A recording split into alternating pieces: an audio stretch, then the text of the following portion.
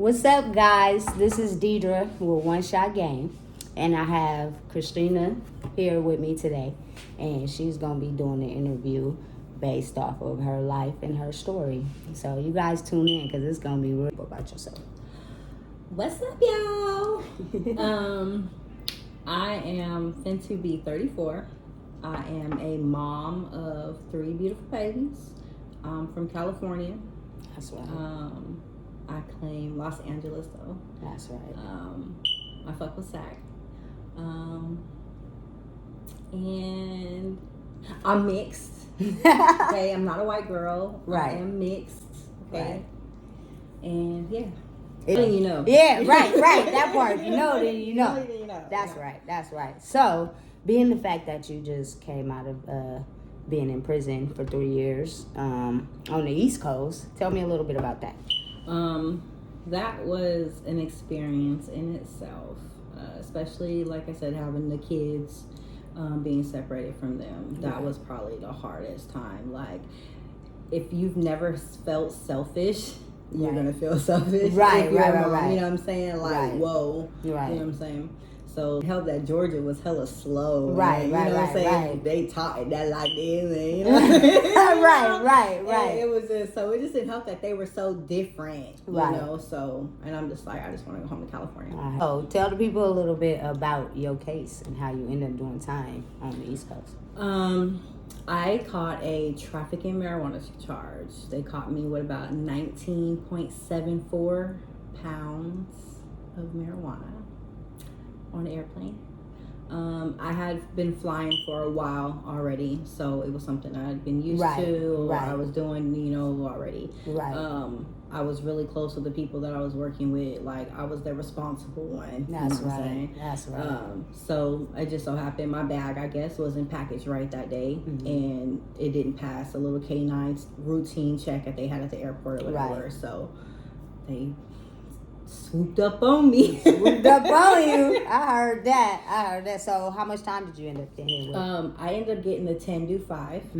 In California, in Georgia, they got like split sentences. So you'll do a percentage and then have hella parole. Like I know a girl who also had a trafficking charge about the same amount as mine. She ended up doing a 20-3. So but she had to max out that 3. She had to do her full 3 years, and now she got all that time on paperwork. Right. So it's like Georgia is really just, I don't know, it's bad. Football numbers? It's real bad. Yeah, if I would have took my case to trial, you know what I'm saying, just for some weed, 30 years for already admitting that it's mine. And not even telling. You know what I'm saying? I could have been like, I probably felt like, that was mine. This is his. Address, gate code. I knew everything. Right. But I just took the case. Like, I knew what I was doing. You know what I'm saying? I knew that there was a chance that something could happen. Right. So, my folks that I used to go to school with him actually in Tracy, and he put me on. He already let me know, like, look, if something happened, I'm gonna look out. You know what I'm saying, whatever. So he did the best that he could in his situation. You know what I'm saying. So I respect that. We're still friends. You know what I'm saying. Right. Yeah, definitely. I appreciate the fact that, you feel me, she's aware of her decisions. You feel me? So sometimes you gotta take the fall, you gotta take the consequence that come with it. Regardless, you can't just do a decision and not be aware of what comes with it and then want to blame everybody when something happens. Nope. You can't do that. That's not a part of the game. I chose up to hop on that plane. Definitely. That's right. So, was that your first time going to prison? No, that was my second time going to prison. My first time, I was here in California. I was 19. We caught like a 211. That's robbery. Right. Second degree robbery. They got me with conspiracy. They got me with association with Vietnamese mafia. My boyfriend at the time was Vietnamese. Right. And it was horrible. We had 2 victims. My first offer then was 9 years. They tried to give me 9 years. It was my first time ever being arrested. Right. But I ended up doing 2. Gotcha. And I ended up having to do the whole 2. I ended up maxing out because there was a riot at Valley State Prison. That happened to be wrong place, wrong time. Gotcha. It be like that sometimes. The yard, so if something go down in the yard, they shut the whole yard down. Whatever you happen to be, you're going to be involved in. Got it. So what's your best lesson you learned out of the whole situation? This time, I didn't learn a lesson. Right. You know what I'm saying? I'm not gonna flex. The first time, like, I'm in prison, like, I'm taking these girls' girlfriends. You know right. I'm lit. You know, I'm young. Like, I'm lit. So I didn't really have a lesson. I was just ready to open up a door on my own. Right. But this time, I matured tremendously. You know what I'm saying? Like, and in reality, I'm not gonna flex. I really needed to sit down. Right. You know what I'm saying? I was moving too fucking fast. Like, everything. so it was either dead or prison. Right. Really, I was gonna kill myself. Right. You know, not like kill myself, but you know what I'm saying? Like, I was going down the road. Going down the wrong road. So it was either that or prison. So I'm glad prison is where I ended up, because I was still able to connect with my kids and just family, and definitely. But I needed that time. Like, I'm not gonna say I needed the whole 3 years. You know what I'm saying? Right. But about a good year, I needed to sit back and reevaluate my life and what I was doing with things. That's right. Definitely. Right. So what's the big difference from California prisons and down south prisons? What you think? Okay, so like definitely here in California prisons, there's a lot of politicking, right? In the men's and the women's. So specifically in the women's, you know, you got it's more like the Southerners versus the Northerners, right? You know what I'm saying, right? And it's more LA, North, you know, South. There's not really so much black or white. It's not really so much of that, even though it's a little bit. And then too, like even here in women's prison here in California, we're not fucking with baby cases. Right. Like there is no baby case. There is no I sit at the table with you and I'm finna eat breakfast with you and you didn't kill 2 kids. Right. No, that's not what the fuck we're doing. You're PC'd up, you know, or you're getting your ass beat every day. You know what I'm saying? Everything. That's here in the California's prison. That's how it was in 2008 when in 2009 when I was in prison. You know what I'm saying? Right. So okay, Georgia now. Georgia is real. Okay, so we're from California, so gangbanging is real. Right, you know right. So you go to Georgia and they're hella slow with it and this, that, and I got one baby daddy Pyro and my other baby daddy is Crip. Right. So I know a lot of everything. Right. And y'all is not real bloods down here. Right. You know what I'm saying? Like, I'm just saying. And just the way that they moved and they let any... It was just horrible. The baby cases, they sitting with talking to them like y'all are sitting at the table with these bitches. Yeah. I just read this bitch case and the baby told the police that she held her hands under scorching hot water. Mommy held my hand under the sink, and you want to sit here and sit at the table with this girl? Oh hell no! Yeah, that's completely out. Gotta go and bitch, don't come back in my room. Right, for real, completely out. Yeah, that's completely we're not having that. So I just feel like Georgia, they just let a lot more races out there too, like a lot of black and white. Right. It's real bad out there. Right. California prison, we didn't really give a fuck about the race for real because I was friends with Mexicans, blacks, I was friends with everybody. You know right.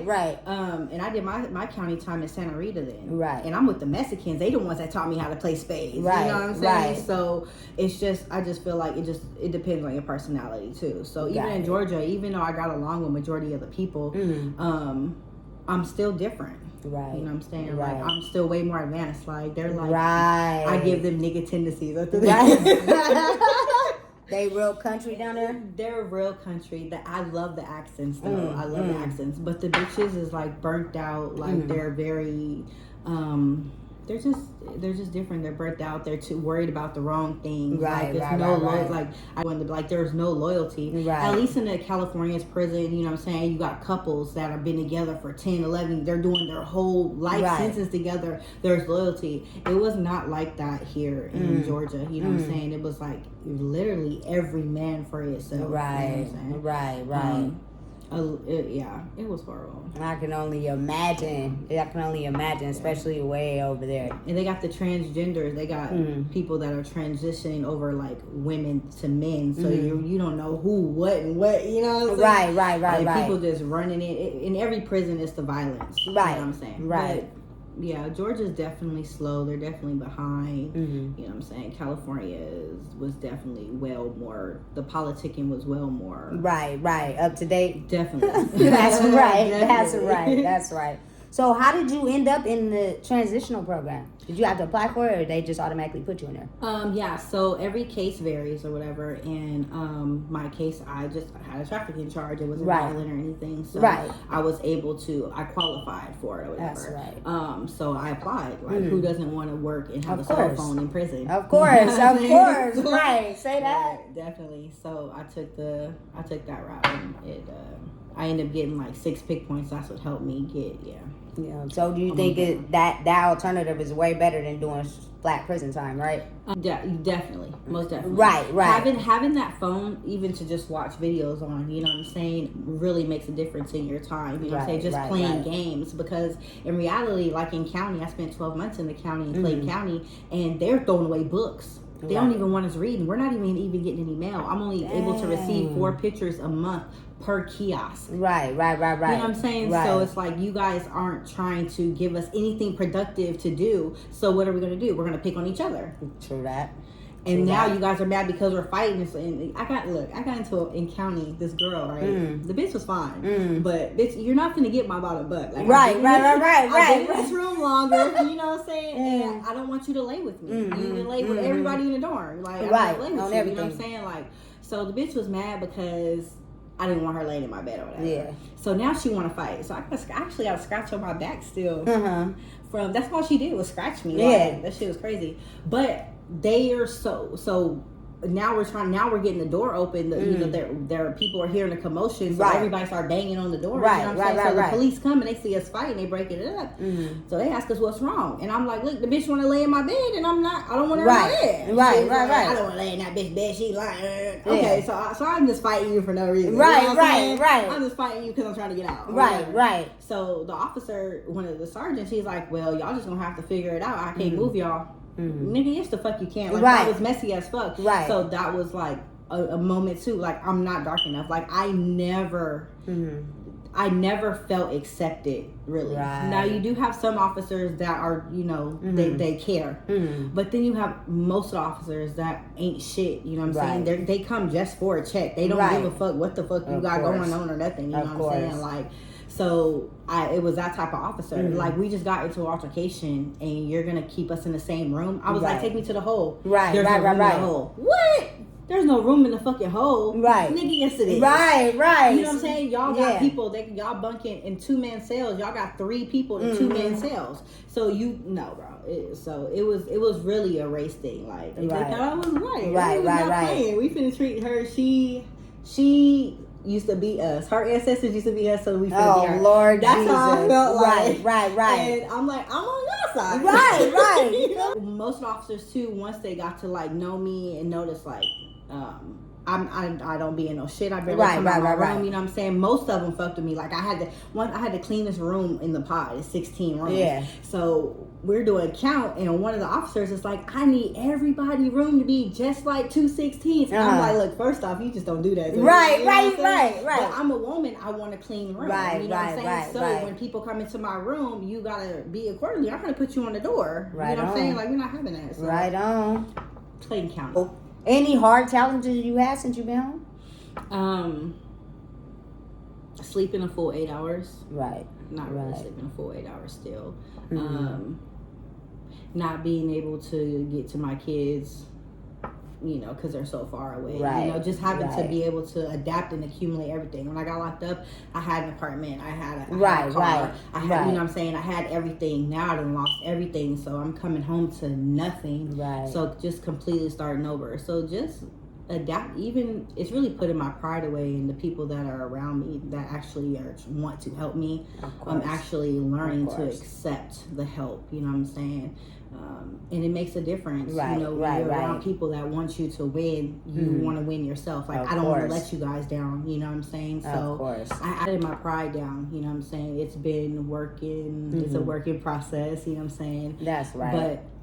But it's coming in handy for me. That's right. You know, it's coming in handy. So just adapting and also too, I was distant on, you know, normally I'm distant. Right. I'll pull up on my family 10 minutes, I'm going. You probably see me for 2 years. Yeah. So I promise I would, relationships like with my sister, you know, I need to rekindle these type of relationships. Like, I got all these siblings and I'm not close with none of them. Right. You know what I'm saying? I want to change that. I want my kids to know their cousins. I grew up with my cousins. Yeah. You know what I'm saying? I want my kids to know their cousins. That's right. So just changing life a little bit of direction too. That's right. So what makes you more accepting of the help? You seem like a type of person that got to get it on their own. I'm definitely still getting it on my own. For sure. You know for sure. Guaranteed. Definitely. Guaranteed. But like living under somebody else's roof, that's a hard thing for me. Right. So I'm always used to having my own. So I just started working. So without me working, I went and applied for the little food stamps or whatever. Right. So I'm trying to help in any way that I can to contribute to the house, keep the house clean. I'm the only girl in the house, so the house gotta be clean anyway.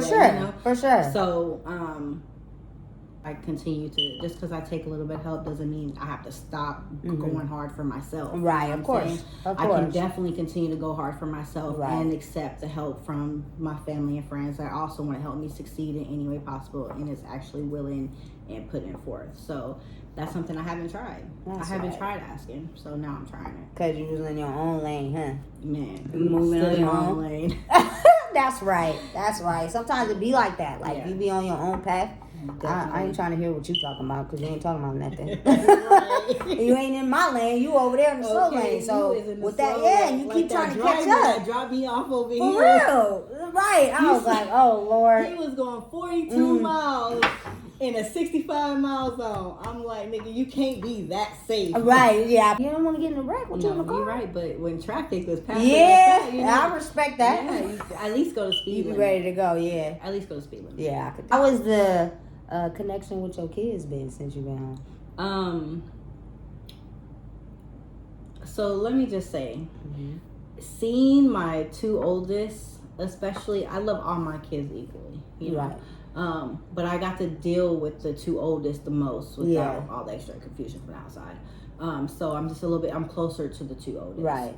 So just seeing them for the first time, actually having to sit there and wait for them to notice who I was very hard. Right.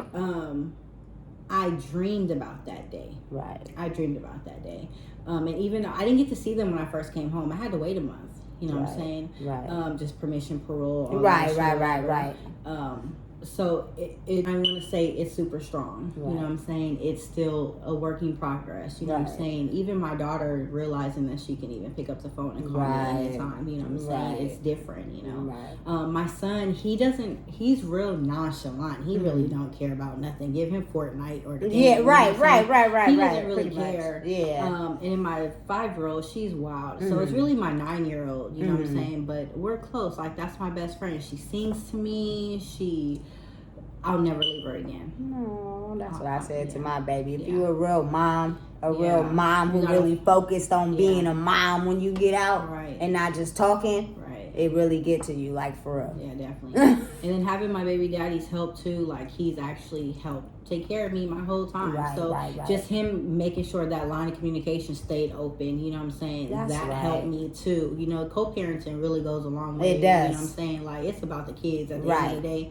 And my kid's father, that's all he gives, because that's how I wanted to be. Right, for real. But definitely, so I've been blessed just to even have them, and you know, they had his whole family helped basically raise them the 3 years. Yeah, you know, the girlfriend I've helped. You know, I thank the girlfriend. Thank you for stepping in for me. It takes I was raised by a stepmom. And let me tell you, this lady never made me feel like I was any different. And when you ask her how many kids she has, she says 5. That's when she only has 4. So I had a good example growing up. You know, not as a real mom, but a stepmom. So I'm taking to all the kids. Right.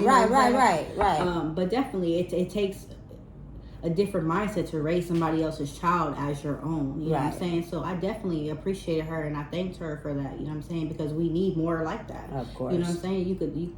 I know you love me, but if you don't tell me, you know what I'm saying, how can I even know if I'm doing anything exactly. right? So I definitely let her know a lot. You know what I'm saying? I appreciated her. Thank you. You know what I'm saying? That's right. My daughter, she be complaining, but you're a little girl. You're my child. Right. I know it's given, but this lady stepped up for you at the end of the day, and she did for you for 3 years what I couldn't do. So you need to respect this lady, and you're going to respect this lady. I'm going to put my feet in there. Right, for real. You can't respect that. Right. You're not my real mom. Right. You know what I'm saying? Because she was as real as it was going to get for these past 3 years. On everything. It takes a real person to understand that. You know what I'm saying? True that. Why they so far, I guess. Right. Okay, so when I got out of prison the first time, I ended up marrying a soldier. And he ended up getting shipped to North Carolina. Right. I ended up leaving him about 3 months later. I ended up meeting I met my first baby daddy on MySpace. Right. Oh, Tom Lord. introduced us. Oh, Lord. Right. Throwback. Right. So we've been talking since MySpace. Right.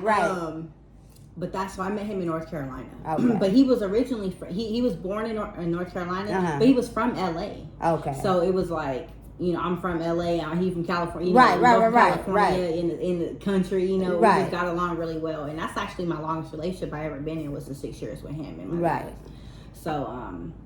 So when I got pregnant, before I had my oldest daughter, I was pregnant with twins. Right. I ended up having to get a DNC because our bloods, I guess, didn't match. You know what I'm saying? So I didn't know that or whatever. So I got pregnant with my daughter soon after I was able, you know, healthy pregnancy, of course. But so when we got pregnant in North Carolina, we moved back to California. I was getting off of parole. Early, you know, I had to do I was a violent crime, so I had to do my maximum 2 years, of course, and I can get off of good behavior. So I got off of good behavior, but I wanted to come back home. So he followed me. He packed up. He actually left his 2-year-old. You know what I'm saying? And came to California because I was pregnant. Came to California. We actually lived with my brother, who I actually live with now. Right. And he rocked with me. So when I lost the babies, though, I took that hard. Like I took death hard. I take death hard. Yeah. And so I dumped him, sent him to his grandparents. Right. You know what I'm saying? Right. So we just ended up right back together. Gotcha. But so we ended up in Hemet in Palm Springs area because you know, and then that's just where I met my other baby daddy because I was living in that area. Got you. And you have 2 kids by your other baby daddy as well. Yeah, I got 2 kids by the first one, one by the other one. Okay, so you've been all over. You look like you've been all over, not just Sac. Yeah, you ain't stayed put. You've been everywhere. I graduated high school in Tracy. I've been in foster care too. I've been in foster care. Right. I've lived in LA. LA and Sac is really where my time divides up at. Okay. But I was born in Rhode Island. I didn't live in North Carolina. We didn't live in Nevada. I didn't took the Greyhound 4 times back and forth. You know, I didn't been a lot of places.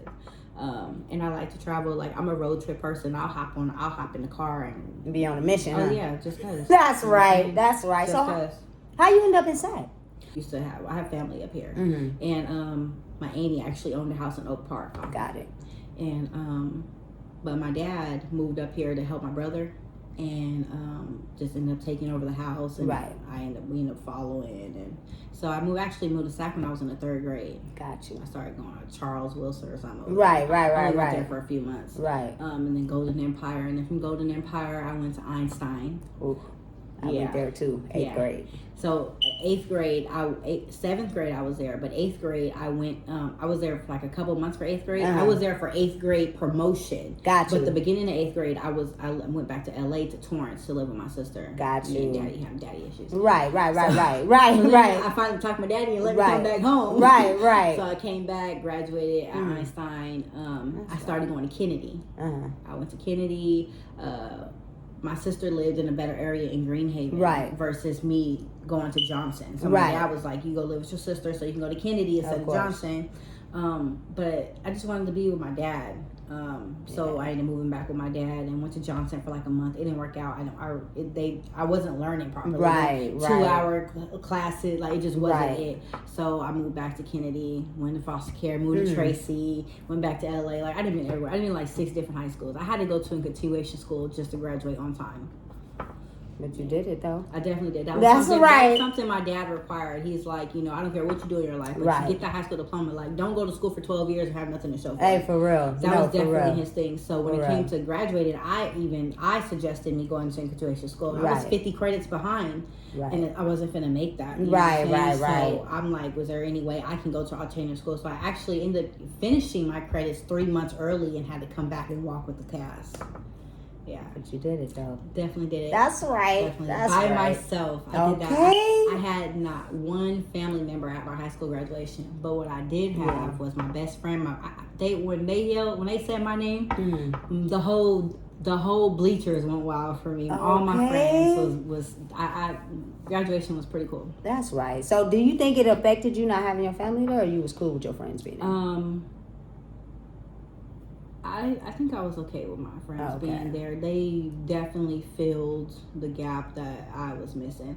I did whatsoever, like, damn, my dad's not here. In the beginning, my best friend was doing my makeup real light. And I'm just like, damn, like, she's like, you got my mom, you know what I'm saying? Like, you got, my boyfriend's like, nigga, you got my mom. Right, you know what I'm saying? right. You got us. We're your family, you know what I'm saying? Like, we're not going to let you down. Like, and then even so, like, I have bros, like, we had this little clique called Boss Up, and I was First Lady Boss. Right? Okay. So our older bros, they from like Oakland and Richmond and stuff like that. So I'm like the little sis, but I was the only one still. I was at every party, every function. Right. But I was at school Monday through Thursday too. Okay. You know what I'm saying? So when it came to like my phone bill, my bros paid my phone bill. I was like, I was a little sister, and I was going to school. That's right, dude. I rocked with them, whatever they rock with, but education came first. Yeah, and they supported that. That's so my cap and gown, when I got my cap and gown, they paid for my cap and gown. Okay. Like they paid for everything. It was great. Like my friends really, I was blessed. That's right. That's right. So how would you describe the relationship between you and your dad? Me and let me tell you something. My dad was the best dad ever. That's right. My dad was a G. He was humble. He cared about his family. He was a provider. You know. And so many people even now, like when my dad died, I had one of my friends, her grandmother and her mom came to my funeral. I sat with them. I didn't even sit with my family. You know what I'm saying? I got friends to this day that call my dad Pops and still talk about my daddy, his cooking. Right. You know, just the realness that he was, you know what I'm saying? So, my dad was definitely that man. He definitely did the best that he could considering not having a woman around. Right. And he didn't require too much of me. You know, get good grades, keep your room clean, you know what I'm saying? I stayed in the corner though, like he didn't put his hands on me. So I was in that corner for weeks at a time. He was standing me in that corner. He didn't take my door off the hinges. Right. But he didn't put his hands on me. He'd take my stereo. I had a microwave in my room. He taking that. But he didn't put his hands on me. You know what I'm saying? But he was the best dad ever. Like he took, my mom gave me to my dad. He had to take me home to his wife and 2 kids. Right. You know what I'm saying? Right. So I don't know a lot of men that's going to do that. You know, he's like, look, I need your help. This is my baby. You know right. You know what I'm saying? Right. And eventually she ended up leaving, but my dad kept me the whole time. I'm my dad. Whenever you saw my dad, you saw me. So we had that was my best friend. So when he died, that was something I took really, really hard. I was not coping with that. Like it was not. It took me a long time to even talk about him and not have to cry. And actually, it took probably when I got to prison, my first prison sentence, where I actually got comfortable because now I'm in prison and I'm meeting people that's been in the same situation as me. A lady who is probably my mom, you know, who has a daughter like me. She has never been in her daughter's life. She, you know what I'm saying? So I just got to relate. I got to understand too that being on drugs is a real disease. Right. You know what I'm saying? So when it came to me, my mom was a heroin addict. So when it came to me accepting her after my first prison sentence, it was easier because now I got to be around other people that were in the same position. I'm like, same on it. So I was a little bit just easier on her because I was not easy on her at first. I used to cuss her out. Normal? It's only normal. Like, what are you doing? Right. But I definitely matured after my first prison sentence. But and we still didn't even have a relationship then, you know. Now though, like she'll pick me up from work, drop me off. Now she's trying a little bit of her, but I don't press it on her. It's like I'm 34 years old. I don't care if you're my mom or not. Exactly. My mom is my stepmom. That's who I call. You know what I'm saying? I'm content with that. You know, if we develop a relationship, by all means, I want to know, you know, my other side of the family. But if we not, I ain't missing nothing. You know, I created my own family. I heard that. So your mom is out here in South? My real mom, yeah. Oh, okay. Yeah. Okay. But my